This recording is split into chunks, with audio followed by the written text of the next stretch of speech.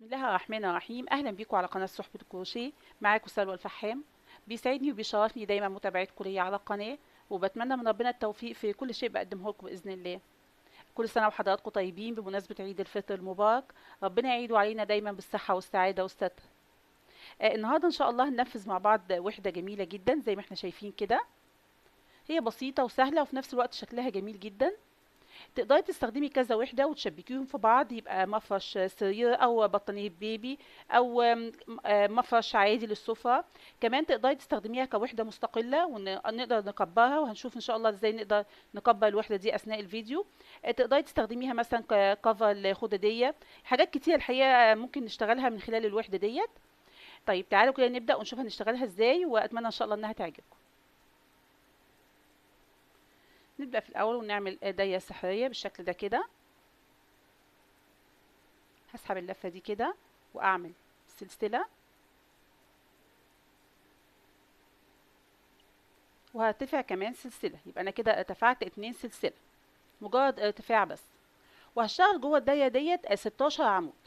بلف الخيط على الابرة كده واجي هنا اسحب الخيط، الف الخيط واطلعه من لفتين، الف الخيط واطلعه من لفتين. ده كده اول عمود عندي. 1 2 3 4 5. هكمل 16 عمود.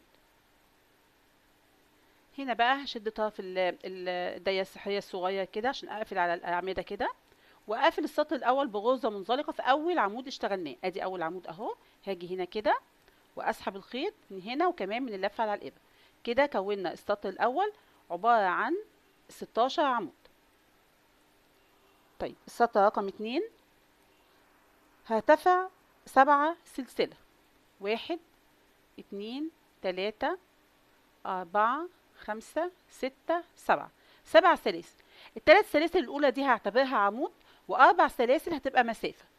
هلف الخيط على الإبرة، هفوت عمود، في العمود اللي بعديه هشتغل فوقيه عمود. هشتغل 4 سلسلة. 1 2 3 4. هفوت عمود واشتغل فوق العمود اللي بعديه فوقيه عمود، وهكذا السطر كله هشتغله بالشكل ده. 4 سلسلة. 1 2 3 4. هفوت عمود وهنا اشتغل عمود بالشكل ده كده. اكمل. طيب انا وصلت هنا لاخر عمود اشتغلته اهو. بعديه بعمل 4 سلاسل. 1 2 3 4. هقفل السطر ده ازاي؟ هقفل السطر ده بغرزة منزلقة في السلسلة رقم 3. 1 2 هنا السلسلة رقم 3 اهي. هاجي هنا كده اسحب الخيط من هنا وكمان من اللفة دي كده. يبقى احنا كده نهينا السطر رقم 2. بقى عندي كام فراغ هنا؟ 1 2 3 4 5 6 7 8. 8 فراغات، كل فراغ مكون من 4 سلسلة. تمام. طيب السطر رقم 3 انا عايزة ابدأ شغل في الفراغ دوت، فهبدأ هنا. هاجي هنا كده واعمل غرزة منزلقة، يعني اسحب الخيط من هنا وكمان من اللفة اللي على الابرة كده. انا هبدأ شغل من الفراغ دوت، هرتفع سلسلة وابدأ اعمل غرزة حشو. اسحب الخيط كده، الف الخيط واطلعه من اللفتين. دي كده غرزة حشو. وبعدين عايزة اعمل غرزة بف ب6 لفات. هرتفع 2 سلسلة، هلف الخيط على الابرة واسحب الخيط واعد كده. 1. لف الخيط على الابرة واسحب الخيط كده. 2 3 4 5 6. وبعدين الف الخيط على الابرة واسحبه من اللفات كلها ما عدا اخر لفة دي معايا. وبعدين الف الخيط على الابرة واسحبه من اللفتين دول. دي كده غرزة بف ب6 لفات. بعدها بعمل 4 سلسلة. 1 2 3 4. وفي نفس المكان هنا هعمل غرزة حشو. شايفة ازاي؟ اهو. هنكرر تاني مع بعض. عايزة انتقل هنا للفراغ اللي بعد كده، فبعمل سلسلة واجي بقى في الفراغ دوت اعمل اعمل غرزة حشو. 2 سلسلة وابدأ اعمل غرزة بف ب6 لفات. الف الخيط على الابرة واسحب الخيط واعد كده. 1 2 3 4 5 6. الف الخيط واطلعه من اللفات كلها ما عدا اخر لف. الف الخيط واطلعه من اللفتين دول كده. بعدين 4 سلسله، 1 2 3 4، وفي نفس المكان هنا غرزه حشو. شايفه ازاي؟ اهو. هكرر معاكي مره كمان. عشان انتقل للفراغ دوت بعمل سلسله، وبعدين ابدا هنا بغرزه حشو، 2 سلسله، بقف ب6 لفات، 1 2 3 4 5 6. الف الخيط واسحبه من اللفات كلها ما عدا اخر لفه، الف الخيط واطلعه من اللفتين دول، وبعدين 4 سلسله، وفي نفس المكان غرزه حشو. وهكرر بقى ايه، هكرر كل الفراغات دي هشتغل فيها بنفس الشكل ده. تمام. هنا وصلت لاخر غرزه حشو اشتغلتها اهو. هنهي السطر ده ازاي بقى؟ هنهي السطر بغرزه منزلقه في اول غرزه حشو هنا اشتغلناها. ادي اول غرزه حشو اهي. باجي هنا كده اسحب الخيط منها وكمان من اللفه اللي على الابره دي، اعمل سلسله وهقص ايه الخيط. اسحبه كده الاعلى. يبقى احنا كده خلصنا اللون دوت، الجزء ده يعني. كده عندي كام غرزه باف؟ تعالوا نعد: 1 2 3 4 5 6 7 8. تمام. طيب كده عندي خيط البدايه وخيط النهايه. بإبرة التنظيف، ابقى تكون واسعه شويه كده، ابره كنفار مثلا، وهشبك الخيط وانضف الخيوط كده من خلف الشغل كويس جدا، ونكمل مع بعض ان شاء الله. هنا بقى انا جبت اللون التاني اللي انا عايزه اشتغل بيه. هنعمل عقده بدايه كده.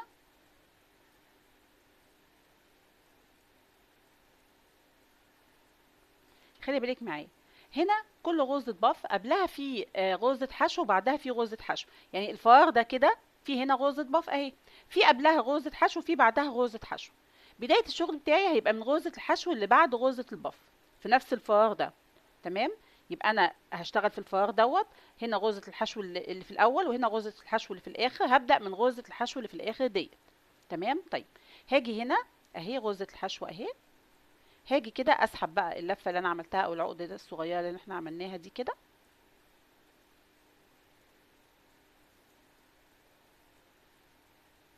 تمام. وهبتدي اشتغل سلسله، ارتفع سلسله، وفي نفس المكان في نفس غرزه الحشو هبتدي اعمل غرزه حشو فوقيها اهي. وبعدين اعمل 5 سلاسل. خلي بالك معايا: 1 2 3 4 5. هلف الشغل كده، واجي هنا عند غرزه الحشو بقى الاولى، واعمل فوقيها غرزه حشو اهي. وبعدين ارتفع 3 سلسله: 1 2 3، والف الشغل تاني. اتكونت الحلقه ديت هشتغل جواها 11 عمود. الف الخيط على الابره واجي هنا كده واشتغل 11 عمود: 1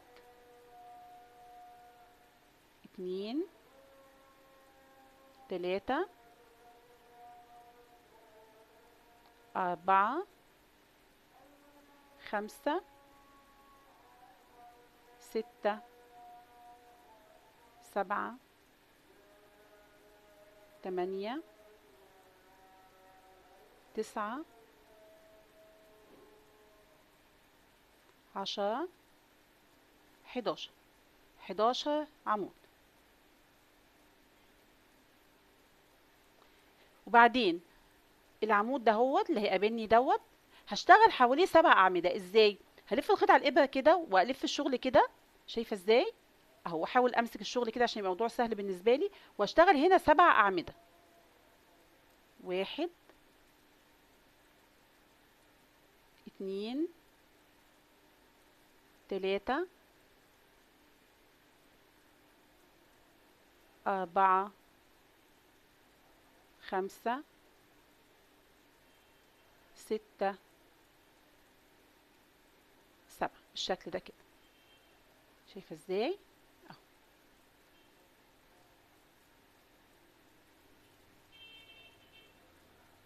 هكرر معاكي تاني. خلي بالك معايا. هنا انا هبدأ في شغل هنا اهو في الفراغ دوت. زي ما قلت لك هنا غرزة الباف قبلها غرزة حشو وبعدها غرزة حشو. هبدأ بغرزة الحشو اللي بعدها دي. هاجي هنا عند غرزة الحشو دي واعمل غرزة حشو، اسحب الخيط كده واعمل غرزة حشو، وبعدين 5 سلسلة، 1 2 3 4 5. الف الشغل بتاعي، اجي عند غرزة الحشو اللي في الاول هنا اهو اهي، واعمل غرزة حشو،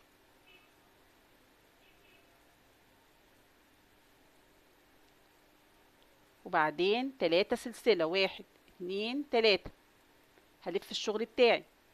في الحلقة ديت اللي اتكونت اللي هي 5 سلاسل هعمل 11 عمود. شايفة ازاي اهو؟ هنشتغل 11 عمود. 1 بالشكل ده كده، وبعدين لف الخيط على الإبرة واجي بقى عند العمود دوت واشتغل 7 أعمدة. 1 2 بالشكل ده كده. موضوع سهل جدا. هكرر معاكي تاني. دلوقتي بقى هنبدأ في غرزة الباف دي. هاجي عند غرزة الحشو اللي في الآخر الفراغ اهو، واعمل فوقيها غرزة حشو، وبعدين 5 سلسلة، 1 2 3 4 5. هلف الشغل بتاعي، اروح عند غرزة الحشو اللي في الأول اهي واعمل غرزة حشو، هرتفع 3 سلسلة، 1 2 3. الف الشغل بتاعي. الفراغ دوت اللي هو مكون من 5 سلاسل هشتغل 11 عمود، وبعدين الف الخيط على الابره وحوالين العمود ده اللي هيقابلني ده على طول اشتغل 7 اعمده،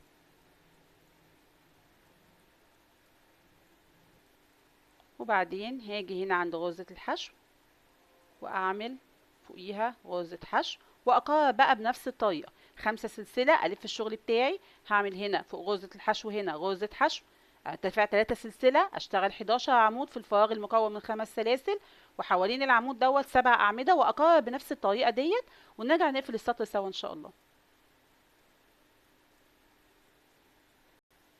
تمام كده. طيب هنقفل السطر ده ازاي؟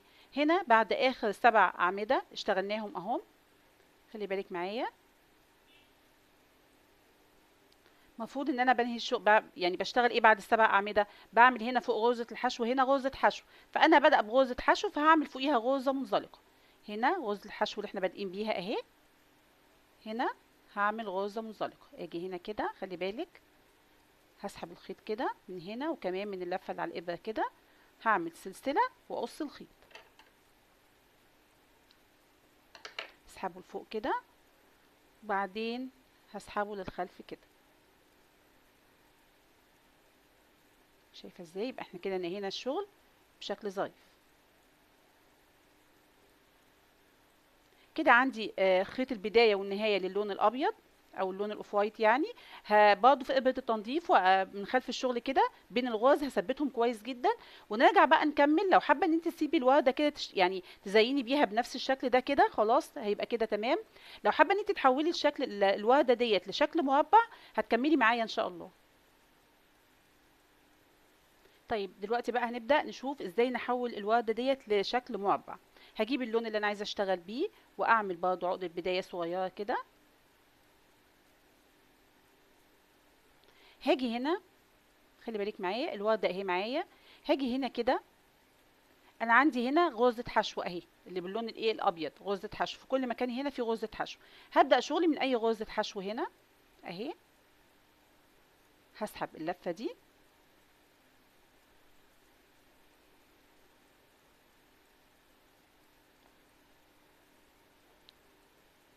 خلي بالك معايا، هرتفع سلسلة واعمل فوقيها هنا غرزة حشو،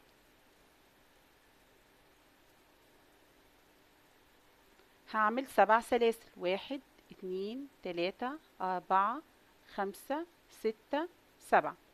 هاجي عند هنا غرزة الحشو اهي واعمل غرزة حشو، 7 سلاسل، 1 2 3 4 5 6 7. هاجي هنا عند غرزة الحشو ديت تحت اللفتين كده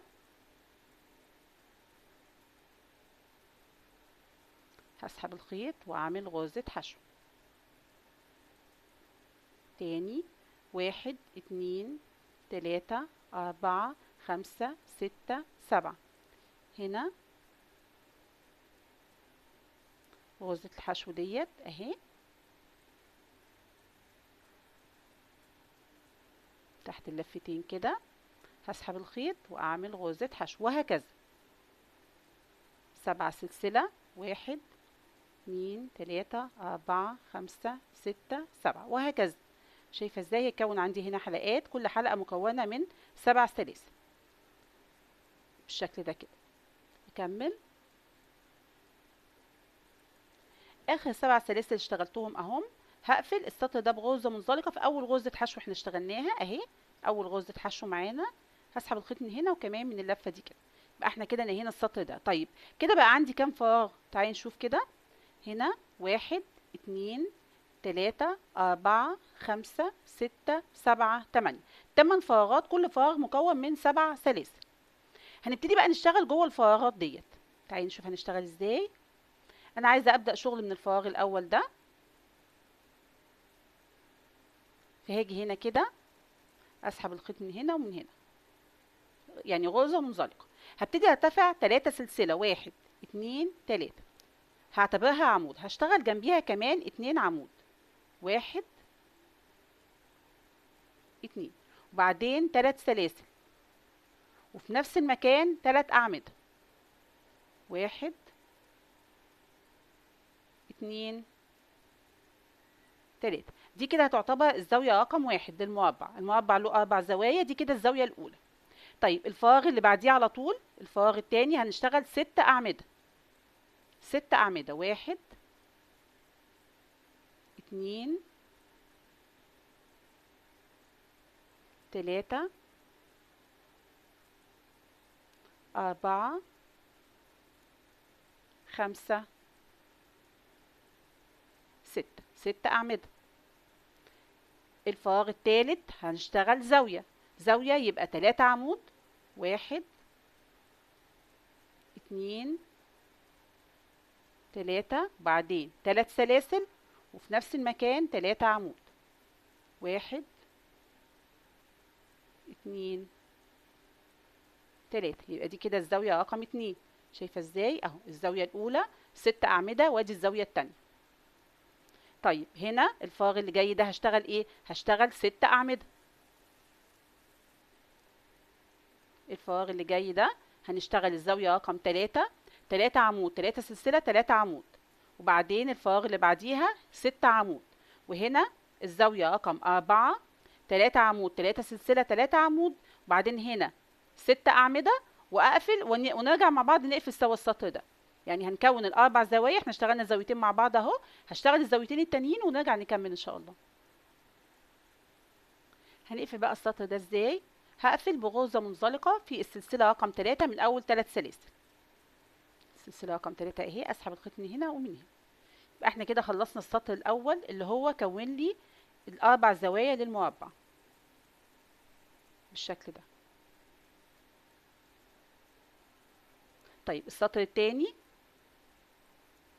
خلي بالك معايا، هرتفع 3 سلاسل وهعتبرها عمود 1 2 3.